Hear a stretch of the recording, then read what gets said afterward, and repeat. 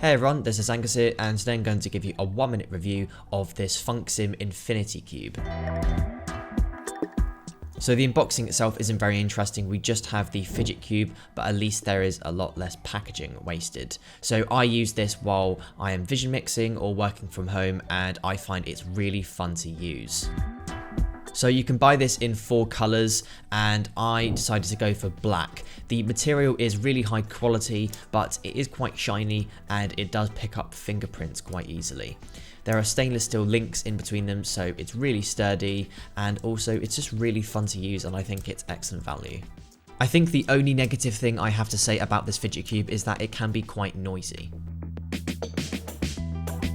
So that was a really quick review of this Fidget cube. If you did enjoy it, be sure to give it a thumbs up, and thank you very much for watching.